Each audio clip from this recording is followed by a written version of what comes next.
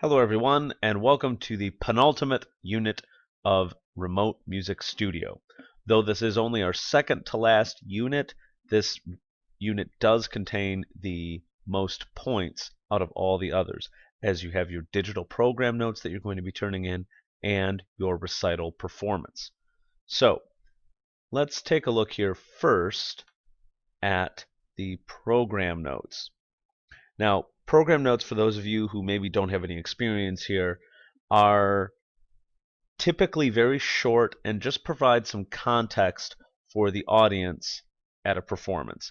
They might contain some historical information on the piece, on the composer, maybe some appropriate theoretical information, something about main themes or form, anything that helps the audience understand the performance, especially in context, a little bit more. Now, you are not going to be doing any new research for this. Rather, what you're going to be doing is taking information from your theory analysis and from your historical research and putting it together into an online multimedia presentation. Your options for this include Google Slides or Prezi. Either one of those will be acceptable. They each have their own strengths and weaknesses, but I'm going to leave it up to you to decide which you would rather use. This really might depend on how much time you have to devote to this project, or maybe you're already comfortable with one over the other. Your choice. Personally, I really like the look of Prezi a lot more. Gives you more interesting options. However, it's not for everybody. Now, this course is not necessarily about teaching you the specifics of how to use one program over the other. So to help you with that, in case you need it, I have a couple links in here. One is just a Google Slides tutorial, and if you don't like this tutorial for some reason, there are a lot of others out there if you just look around on YouTube. I've also provided you a link here to the official Prezi YouTube playlist. And let's take a look at that for a second here, because this playlist is quite extensive and has a lot of really great information in it. So, as we look here at the Prezi tutorial playlist, we have some getting started, get started in 2 minutes, what's new. You might be most interested in this My First Prezi. Okay, that one gives you a lot of the details that you get here in some of these others, but presented for somebody who's doing it for the first time. And the videos can get pretty elaborate. As you can see, there's a whole lot of them. If you really want to get into some of this stuff, that's fine. Although for most of you, hanging out here at the beginning is probably all you're going to need. Now, as we go back to the class website, what can you do in your presentation? Well, you can choose the overall look. Depending on which format you use, you may have more or less options. You can present the information in whatever order seems the most reasonable to you.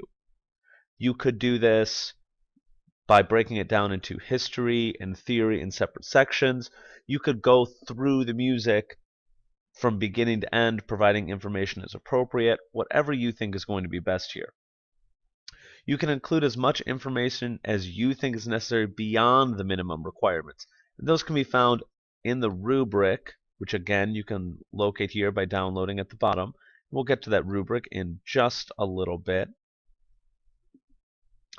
And the big thing here is you can be as creative as you'd like. Don't be afraid to hold back. You really want this presentation to be interesting. Okay? Now, some of you may be sitting here thinking to yourselves, okay, this is all well and good, but what does it need to look like? What should I include? Well, I've included a link to a Prezi that does a pretty good job of providing program notes on a particular piece. Now, please note that this Prezi was not created specifically for this class, so I can't promise you that this Prezi here follows the rubric that you're going to have to follow in its entirety. But it is a great example of program notes that contain historical and theoretical information and what that could look like. Now you can view that in the website here or link to it right into Prezi, and I have it loaded up here already, so we don't have to wait for it. Let's take a quick look at this. I can see that it already is kind of fun to look at, but as I actually get into the Prezi here, I have some information on the composer, Mozart in this case, some information about the piece here and who it was written for and that particular performer. There's some very general information from the time. We also have a couple YouTube videos embedded, which you should include as well in your performance, in your program notes, excuse me. This is really great. The author here has also broken down the entire piece movement by movement and provided some information here as far as the form. And they've gone and done that for each movement. I can see here the second movement is an ABA, a rounded binary form with a coda. I know the key.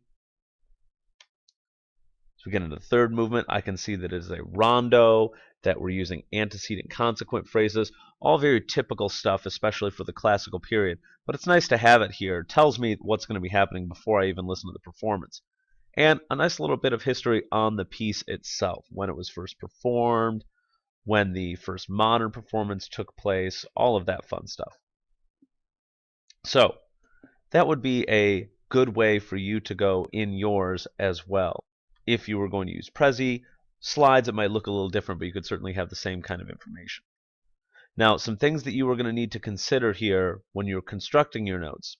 You are going to have to make sure that you cite all your sources. That's both for information, which should be pretty easy. You should just be copying that from your previous assignments. But you're also going to need to cite sources for any images you use, which means you have to follow correct copyright. Now, if you're not sure what that is, there's an FAQ here that could be helpful to you in terms of what needs to have a citation, what doesn't, how do you get permission. So if you're unclear on any of that, don't be afraid to consult this FAQ or let me know, of course, if you have any questions. You are going to want to have those references at the end of your Prezi. The second part of this unit, of course, is going to be the recital performance. Now, this is what you've been preparing for all term.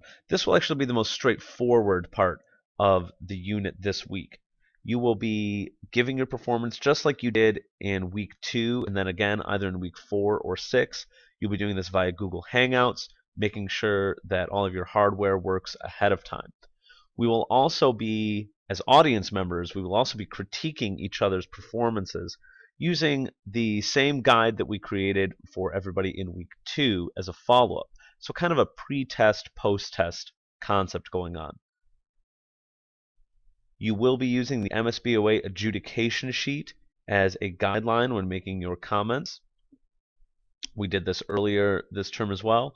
We can see the primary categories. We're checking out our tone, intonation, rhythm, technique, and interpretation. You again do have a discussion question this week. Now, in this 2-week unit, you are going to want to get your first discussion post in by the end of week 1 so that you have the second week to comment on others. Oh, and one other thing here that I believe I may have omitted earlier. When you are giving your recital performances in this 2-week unit, we are going to have performances in the first and second week. So some people will be giving their performance in the first week. Those folks who give their performance in the first week will not have any kind of other assignment to do in the second week. Just make sure you follow up with your discussion forum posts and you're all good. So your notes will be assessed using the rubric in the complete Unit 5 documents. And let's take a look at that rubric here just for a second. So it is out of 100 points. The biggest point category here is content, making sure that you are getting a good balance between historical and theoretical analysis information.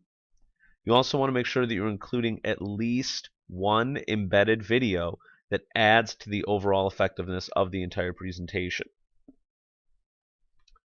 Other categories include clarity and neatness, making sure that your presentation is easy to watch, easy to view. that your spelling and grammar are all on point when you're making a presentation. You might think that's a little detail. Little details matter. How creative were you? How interesting is your presentation to watch and view? Am I going through it because I'm really interested or just because I feel like I have to? And of course, finally, making sure that all of your citations are appropriate. So, this unit, the penultimate unit, you have a lot of things going on, although fairly straightforward. Not a lot of new work being done here. Really just taking old work and presenting it in a new way. If you do have any questions, absolutely don't hesitate to ask those questions. You will still have a private lesson this week, at least in the first week of this unit. The second week, we will no longer be continuing with our lessons. So if you have any questions, absolutely feel free to let me know. And good luck to you as you prepare for your performances. Looking forward to hearing what you do.